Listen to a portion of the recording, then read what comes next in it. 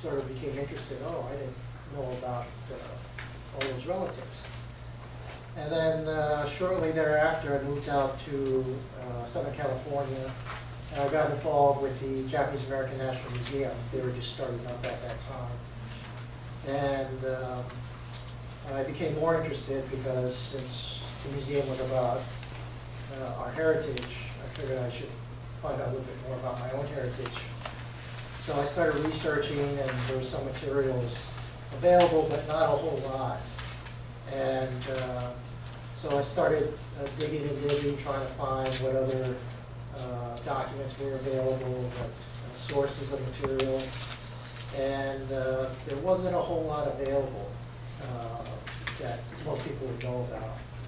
So as a result of my own research, I decided to create a class to help other Japanese Americans do the same thing I did, except give them the benefit of what I learned. And so I started this class when the museum opened in 1992. And then since then it's evolved, and it's really sort of become a passion of mine, not just in exploring my own ancestry, but in helping others discover theirs. So a little bit about my own ancestors. So my mother grew up in San Gabriel Valley. She went to Japan for college, and she got a teaching degree. But she finished just before World War II started and decided to return back to America because she had a sense that there was going to be conflict. So she got on pretty much the last ship before Pearl Harbor. My father, on the opposite extreme, he grew up in Atlantic City, New Jersey. And actually there was a small Japanese community there. I was talking with Paul and Kim about this earlier, that settled in southern New Jersey, in the Atlantic City area. And hardly anyone knows about it, even Japanese American scholars. But when I was a kid growing up, I didn't think anything of it. Actually, I grew up in northern New Jersey and didn't really see my grandparents that often. And we would go see them. They had a gift store on the boardwalk in Atlantic City. And so I didn't really think too much of it. And we would go down there during the summer, go to the shore. And since my grandparents didn't speak much English, of course I didn't speak any Japanese, there was not much communication. So I wasn't even thinking, what are Japanese Issei doing in Atlantic City? And my father grew up there, and so his experience was much different than all the West Coast Japanese. And again, I didn't, since not knowing the history of Japanese Americans on the West Coast, not all the concentration camps, I didn't think that there was anything unusual. And then, I moved out here, and people ask about where I come from. I said, New Jersey. Oh, are you from Seabrook? I said, no. My grandparents were Issei in southern New Jersey, and they were surprised. So, so they had a little bit different history, which I'll talk about during my presentation. And my mother's side, they came from Hiroshima, settled in Southern California. They were on a farm. So a little bit about my ancestors. So on my mother's side, we believe they were from samurai. And then my current relatives, we have a jazz musician that's fairly well known, and I have another relative who's a liquor store owner. He also sells matsutake mushrooms. On my father's side, they operated a confectionery, a sweet shop, and but they sold it off in the past, I don't know, 20, 30 years. And they now have a family milk delivery business. Actually, I think I have some pictures on that. So that's it about me. So we'll get into the basics of the family tree.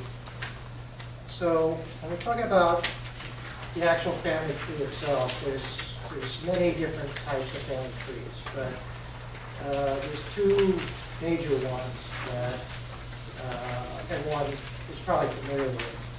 So the first one is the Ancestor Chart, also known as the pedigree chart. This shows your direct ancestors, that is where you came from. So your parents, their parents, their parents' parents, etc. So your grandparents, your great-grandparents, etc. So this is a chart of a generic ancestor chart, and it's the same for everybody because everyone has two parents, everyone has grandparents, etc. So what you use this for is sort of give you the overview of your entire family tree. And you see, as you go back further in time, it keeps spreading out. And this doesn't include all the siblings and cousins and all those types of relatives. So you can see it essentially doubles in size for each generation. And you have all these different branches, because that's where the family tree term comes from. And just to keep in mind that all of your ancestors aren't going to have the same family name, because you have all these marriages. And in fact, a very small percentage will have your own family name. So just keep that in mind. Say, well, I want to research Hashizume ancestors. Well, it could include all these people that married into your family as well. And also looking at how big this expands as you go back further in time, I tell people try to start with one area, because no one can possibly find out everything about every single branch, because it goes on for thousands of years. And by that time, you'll have millions of people in your family tree. So the second type of family tree chart that people are familiar with is the descendant chart. So this is basically all the people that come from one set of ancestors. So it's sort of the inverse of the ancestor chart. So if you look at this sample, so you start with a set of ancestors, and you probably can't read that from back here, but we picked one set of great-great-grandparents. So everyone has 4 or 8 sets. So this is just one set. So what we're doing is each row, as you go down, is another generation. So these are the children of your great-great-grandparents. So you have your great-grandparents and all of their siblings. And so they're known as your great-great-aunts and uncles. And then everyone coming from these parents is on the next row. So that would be your grandparents, and as well as their siblings, and one that married into there, as well as all the children of these families, which I didn't show, otherwise would be extending this chart out again. And likewise, as you go down each row, you're expanding out the family. So as you can see, just from this one set of ancestors, all the descendants, these are all descendants of these ancestors, expands quickly, and by the time you get down here, you can have hundreds, if not thousands, of descendants. So all of these are your relatives. So in this example, let's see, I have, okay, so if this was you, these are the names of the relatives relative to this person. So if you put yourself in that box, that's how you name all of these relatives. So people ask about, I don't understand about the cousins, distant cousins, second cousin, third cousin, and once you move twice ago. So how that works is your cousins are relatives that have the same set of ancestors as you. And the distance is determined by how far back that common set of ancestors resides. So for example, your first cousins, which would be your aunts and uncles' children. So that would be right here. So they are your first cousins because you share the same grandparents. So here's your parents, here's your cousin's parents. And so what they have in common is their parents, which is your grandparents. So that's first cousins. So their children, which is down here, they are first cousins once removed relative to you. Okay, so what are second cousins? So the second cousins are your cousins that are in the same generation, so they're on the same row, but they have the same great-grandparents as you. So if you go up, so their parents are here, their grandparents are here, so their grandparents are either siblings or sibling-in-laws with your grandparents. So we would have the same great-grandparents as our second cousins. So likewise, third cousins, you go even further back, fourth cousins, etc. So if you can imagine taking this out, 6th, 7th, 8th cousins, you could see that you can span, again, hundreds or thousands of relatives. So that could mean that all of us in this room could be related. We could be 8 cousins. So that all, I mean, you may not know it, but if you were able to trace back all the way back, 8 generations, and find, oh, we have the same, great grandparents, we would be related.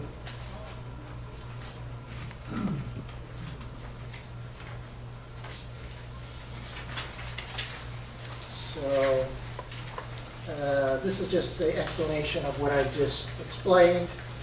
This is sort of a chart on how to determine what that relationship is.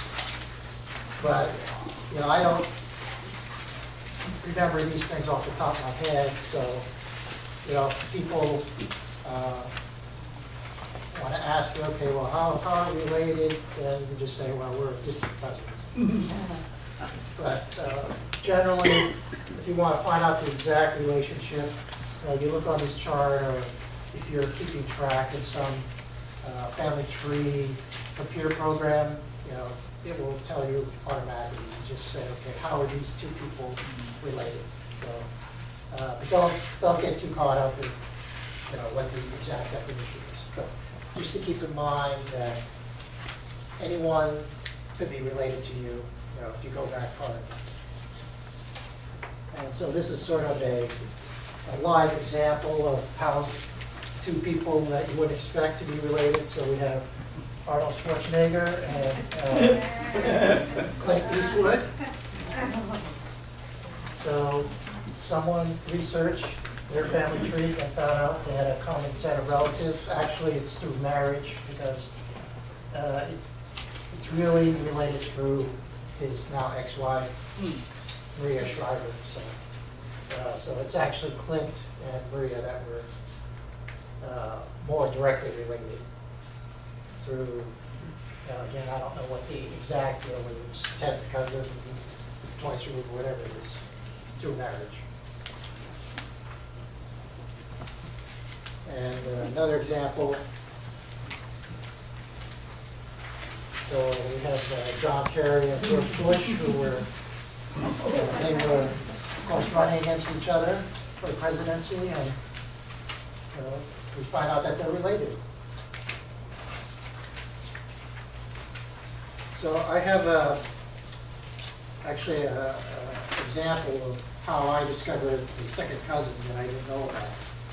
So I mentioned that I was working at the Japanese American National Museum, and I was volunteering one day. We have a computer database of everyone who was in camp, and I would bring up the records and print it out for people. So someone came along and said, I think it's his grandfather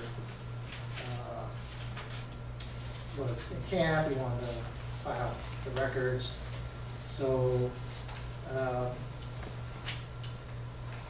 the family name was Kakeuchi. So I remembered that was my grandmother's name on my mother's side. That was her maiden name, Kakeuchi. So I said, well, that's not a common name. So I just, since I was into genealogy, I said, we might be related. He says, yeah, maybe. So I had a picture of my grandmother with her brothers. So I made a copy of that. I mailed it to them. They said, oh yeah, that was my grandfather. So we didn't have the same grandparents. We had the same great-grandparents. So just by coincidence, I ran into some second cousins. So even though that's not really distant, just imagine if you find out that you're third or fourth cousins with someone. That means you really are able to trace back several generations. You don't realize, again, how we are really related that closely. So I conjecture, well, maybe we're related to the imperial family in Japan. If you spread it out far enough. And then, of course, the legend is that the original emperor was a descendant of the sun god.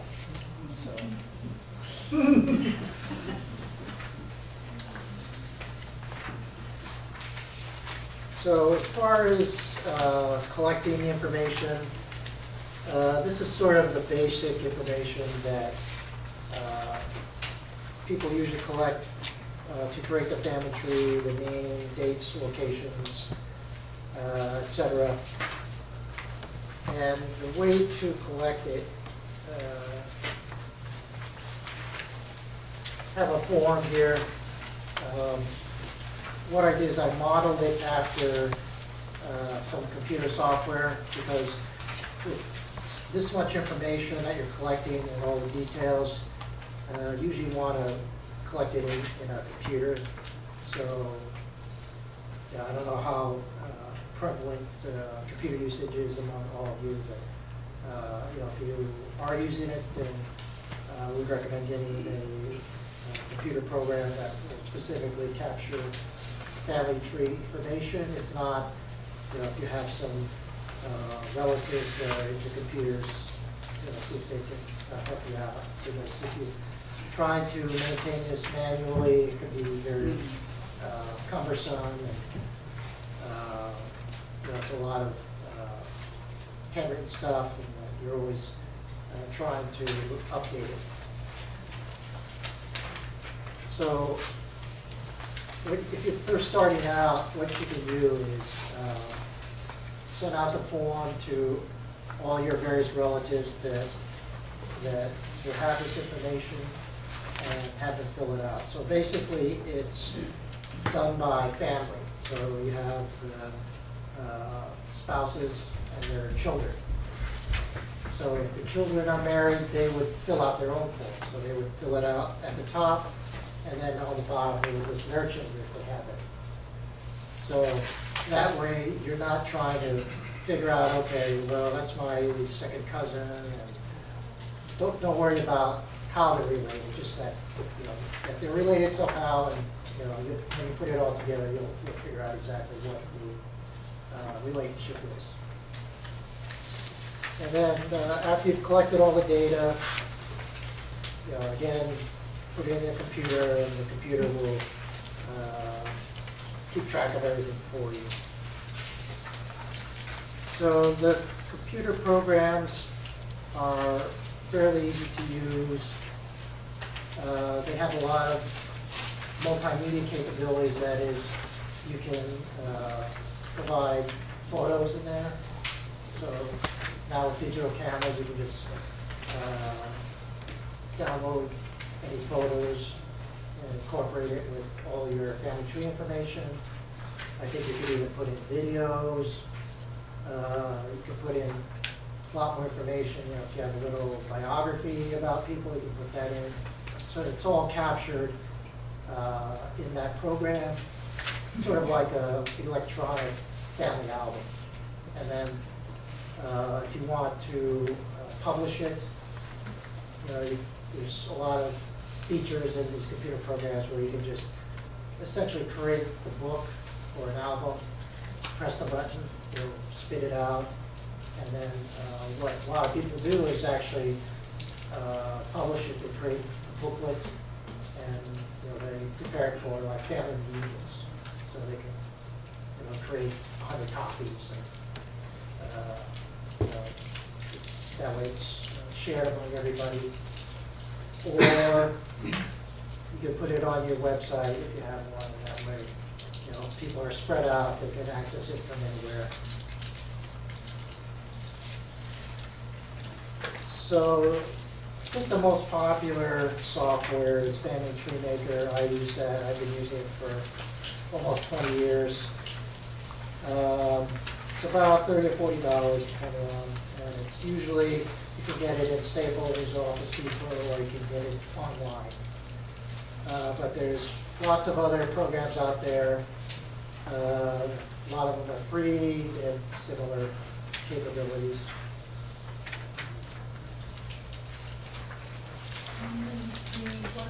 Maker. Yeah.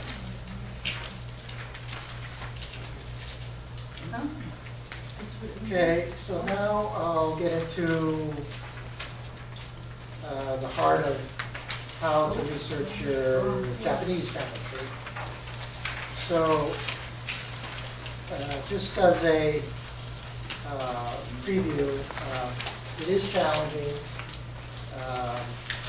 for the reasons that affect all of us. As a Sansei, growing up, first of all, we didn't grow up around a lot of other Japanese. And as I mentioned before, our parents and grandparents really didn't tell us too much about our ancestry. So not having that information just as a background makes it more difficult after the fact if they're no longer around, or they don't remember, or for whatever reason. Of course, the language, being a Sansei, never learned Japanese. The distance, people are daunted by, well, Japan is so far away. Lack of records, and I'll just get into it.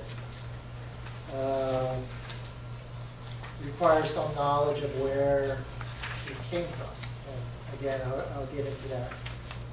And there's some societal customs that is different than Western customs, so that impacts gathering some of the information. But with all that, I hope people won't get overwhelmed or discouraged in trying to do this research. So when I first got started, it was more about collecting this type of information and having a family tree. But as I got more and more into this hobby, it became more about connecting with my roots. Not so much that I had all the names filled in or all the boxes filled in, because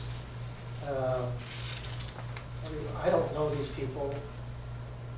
I don't know what they did, and not having the context of what their life was like in Japan really did help me connect. So it became more about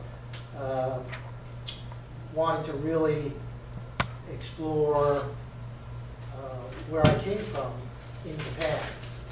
So what it led up to is by eventually going to Japan, going to the areas where my ancestors came from, meeting my relatives, and talking about my ancestors. And so that's what it's been about for me. Yeah, I continue to try to find more information about relatives here and there, but there'll be a point where you simply won't be able to get the information because for all these various reasons. But that shouldn't be a barrier for you to stop doing this. For me, it's like a journey where it's more about discovering about your own roots and finding about what it means to be Japanese. Because for me, growing up, I didn't really get that connection, for all the reasons. And it wasn't until I was an adult and sort of got thinking about this and started getting into this hobby. It was more about than just finding out names, but finding out, okay, what they did do in Japan, why did my grandparents come over to America, that sort of thing. So, because a lot of this information is going to be very, by chance, whether you'll be able to get some of this information. I was fortunate for some reasons I'll explain later that I was able to get a lot of information because my mother had connections in Japan, and she could also speak Japanese. But without that, I think it would be very difficult for me. So this is to provide you with all the possibilities that you could get information. You might need some help here and there, but hopefully you'll have all the tools that will make it possible for you to get it. Yeah. Are there similar organizations in Japan that trace back to the ancestries of the family names? There are individuals that will research people's family trees. That will charge a lot of money for that.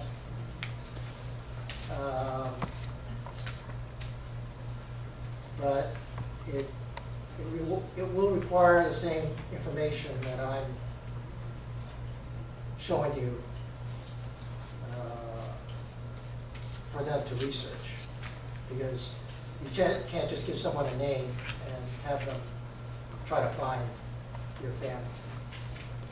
And because they're in Japan, it's much easier because most people know where their family came from.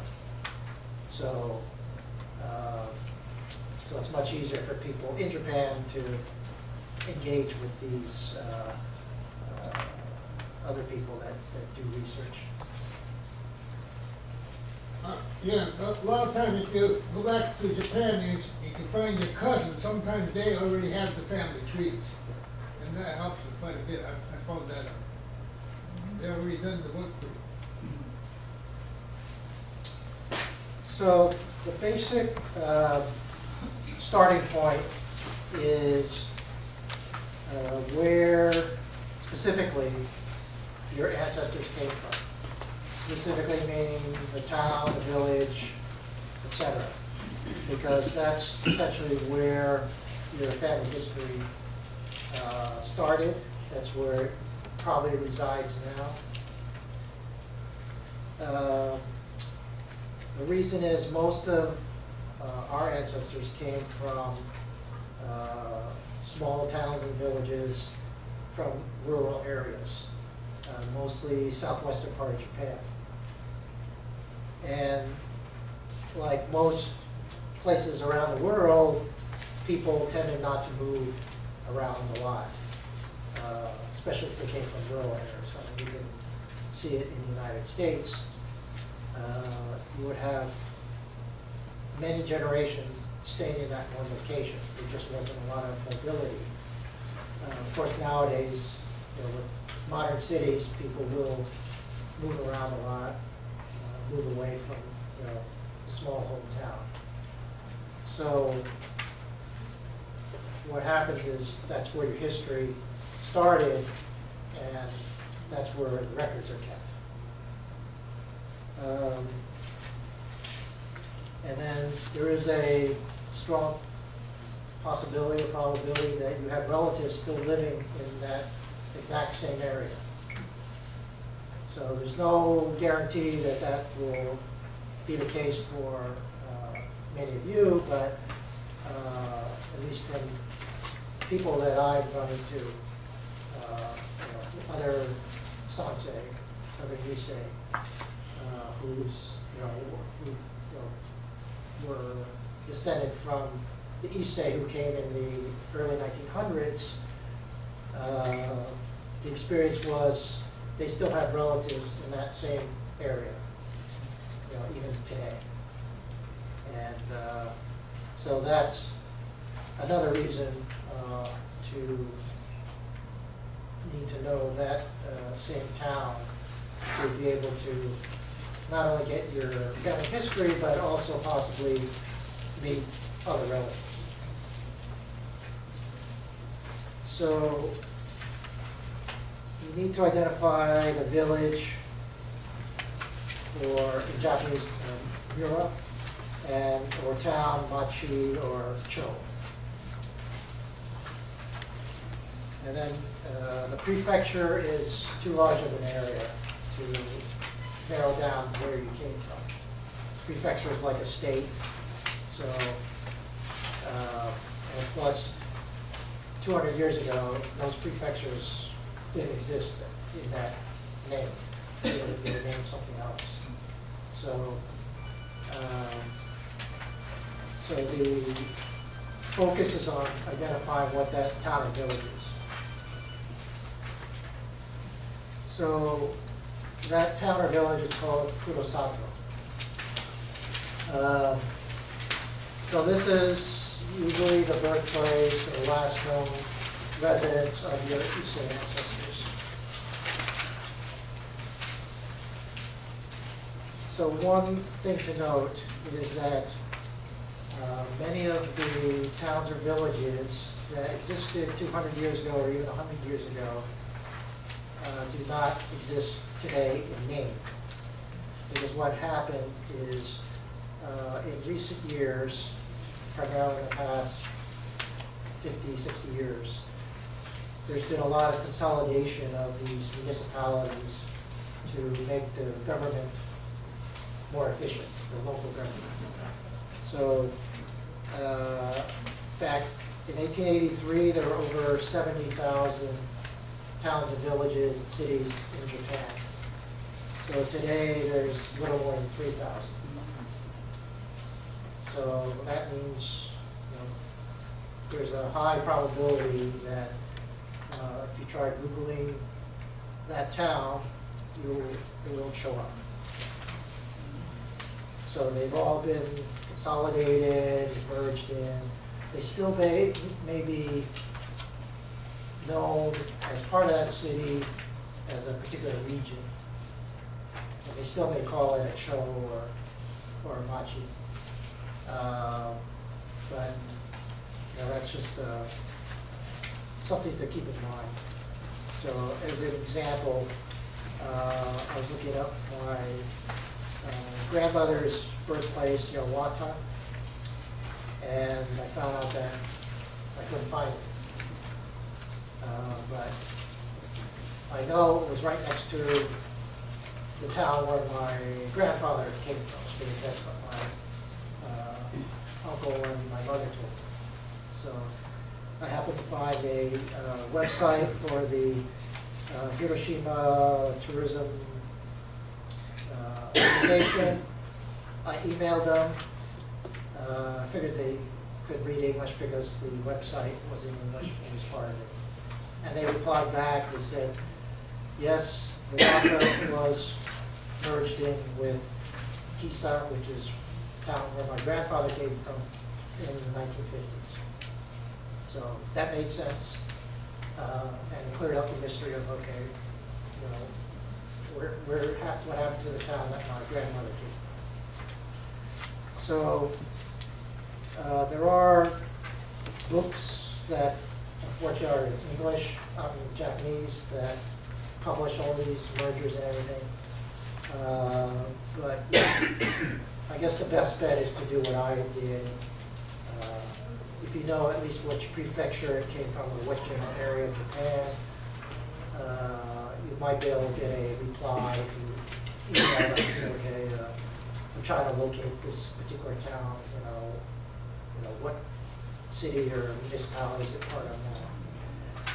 So actually this was fairly recent, 2004, and then for my paternal grandparents, the same thing happened the following year. So my grandfather on my father's side came from a town called Tarai, and then my relative in Japan emailed me and said, oh, we're now part of Nomi City.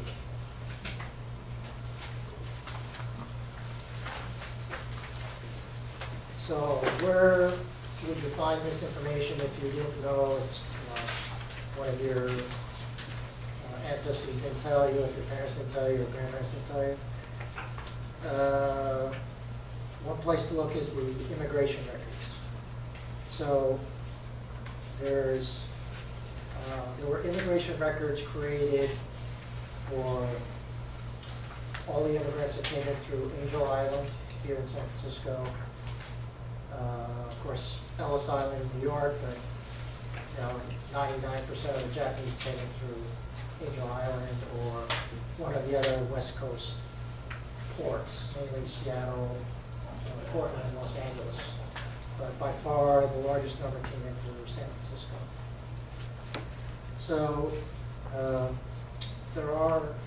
these records are in microfilm, and you can access them through the National Archives. You would have to purchase a copy, or you can request a copy, and I'll get into that. Or you can make an inquiry to the Japanese American National Museum, because they have all these records in their resource center. And you can request them to do some research and see if they can find any of your ancestors. How long does research do the museum take? It could vary because they're kind of short on staff. So I mean, to actually look up the records probably would only take like a half an hour. So the elapsed time could Because I know requesting it from immigration takes months. I would like to mention those of us who are taking this course, Onike Family Legacy Project, we have outstanding people who are assisting us. And one can get this information on immigration papers from the National Archives, which is located right in San Bruno, and there's a telephone number. If you want to see me after, I can give you the telephone. They're very accommodating. It is fantastic what they can do for us. Okay, great. I've been in touch with them, and some records they don't have, and I just got an email saying I have to request it from Washington. And that does take months, Okay. just so people know. I want to say, I wrote to the museum, and this was maybe about 4 or 5 months ago, and they told me if they couldn't do anything to help me. They said they don't support that kind of effort. So I don't know if that's a new policy, or, Yeah, I mean, think I didn't even give them a name or anything, I just said, hey, you know, do you have any kind of services that you help out with this kind of thing, and they said no. yeah, I think that's new, because they used to do that, I guess because of cutbacks. Maybe that's it. Because when I was working there, we would do that. So, this is an example of what the record looks like. So, since you can't read it, I actually redrew it to show you what type of information. Oh, that's nice. So, first row is the name. Second row, here's the key information, place of birth. So that's the town. So, as I mentioned, my grandparents came from Kisa. So it says Kisa Mura. Gives the age, he was 38.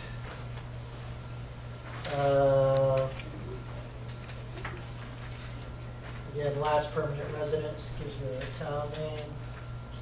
Another piece of information, name and address of nearest relative. So here was one of my grandfather's brothers, which would be one of my great uncles.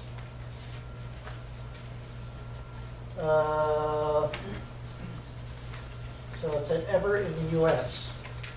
So you can see it says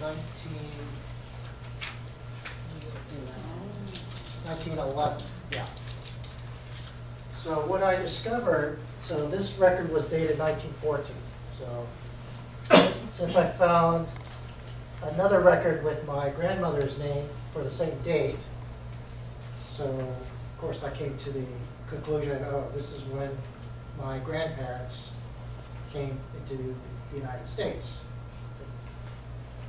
But since he was in America before, from this, so then I learned that he was previously in California from 1911 to 1914, and then presumably went back to Japan, got married, came back with his wife. And actually I found another record which said that he was in Portland from 1905 to 1910. And that was something that my mother and my aunts and uncles didn't know. Of course, that was before they were born, but I said, did you know that your father was in Portland? They said, no. So here I'm discovering something about my grandparents that even their children didn't know about. And that goes back to how our parents and grandparents didn't really tell us very much. So as you can see, you can get a lot of information just from these records. So not all the records, first of all, you may not find the record for your ancestor. And then you may not get the exact town, because I've seen a lot of records that just say Japan, or just put the prefecture. So it was because, it was probably a language thing, because you have these American immigration people, and they're gathering this information from these Issei, who probably didn't speak English very well, and they're trying to record this information onto this form. So, you know, you're going to get maybe some missing information or inaccurate information. And that's why you'll see maybe different spellings of the name. So when you search for the records, like if you are actually looking at the microfilm, sometimes you have to sort of scan for different types of spellings, that sort of thing. So the records are ordered alphabetically by last name. So it makes it somewhat easy to find, although there's 23 reels of microfilm. So, and again, it's not just Japanese, it's everyone who came through San Francisco. So that's a good source. So your starting point there needs to be what the point of entry was. Yes, this is assuming that you believe that they came in through San Francisco first of all, and then looking up the name, and then you know, there may be multiple people with the same name. I mean, you would need to know the first name as well, because there's a lot of people with the same family name. So again, that presumes you have this information. For my grandparents, I would need to know, okay, what was my grandfather's first name, Japanese first name, of course the family name, and then if there were multiple occurrences, where did he come from? You know, just to make sure, or maybe approximately which year he came in. So because I sort of knew some of this information beforehand, because of course my mother knew, so it was easy for me to locate this record. But it may not be as simple for you. But you know, you have to try, because that's, you know, if you hit it, then you know you've got a lot of information. So these are the Seattle immigration records. So they're kind of a different format. So I had it put sideways. So instead of individual cards, what they do is they just publish what they call the passenger manifest, which is essentially the list of all the passengers who are on that ship. And it's not in alphabetic order. So you sort of have to look through all the names. And then you also have to know that they came in through Seattle. So you may not know that. So this particular record is for my maternal grandparents who came in through Seattle. So how did I know that? Well, I was lucky. I happened to have their passports. I looked at their passports. Oh, they came in through Seattle, not San Francisco. So I had to have the date. So that narrowed it down, because these records are organized chronologically by ship arrival. Yeah. Actually, on ancestry.com, they have all the names mapped. Oh. So when I looked at my great-grandfather, I could see every time he went on the boat back and forth to Japan, and also who he was traveling with, because they would go together from the same family, and it just gave you, it takes you right to like a page like that. Okay. That'll show you the digital image. Sometimes they get it, they memorize Right. it correctly, but it's pretty Oh, accurate. okay. I'm glad you brought that up, because I had forgotten that Ancestry.com has a ton of information that you can get online. But Where did you get this? Where did you get So that? when you add a person to your tree in ancestry.com, it searches through all of its records, and I found census records, passenger lists. There's some other kinds of information, but the bulk of it was these passenger lists and censuses. I got this from Microfilm. I ordered through the National Archives, essentially their supplier of the microfilm. I did this like over 15 years ago, before there was even internet. Where did you go? Did you have to go to Seattle or what? The No, archives here in San Bruno only covers this northern Hawaii. No, I ordered it through mail, through an organization called Scholarly Archives. So they, Scholarly. Yeah, I think I have that in one of my reference sheets in the back. So I'll point it out. But I think going through ancestry.com will be much easier.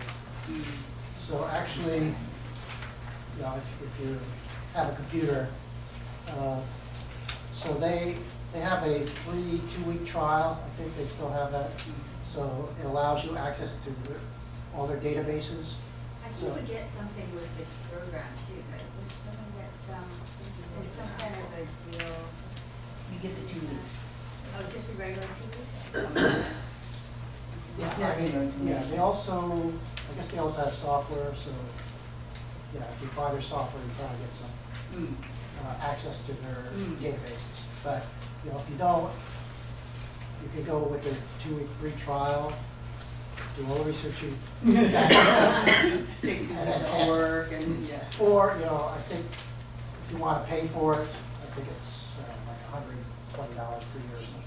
I think if you go to the National Archives, you can get access to their. They don't have information on Seattle. Oh, yes. No, she needs free access to Ancestry.com, Yeah, Ancestry.com. at the archives. Yeah. Or if you want to sort of collaborate together and say, okay, It's $300 a year. oh, 300. You want to share, That's just some. yeah. But it does have a wealth of information. I think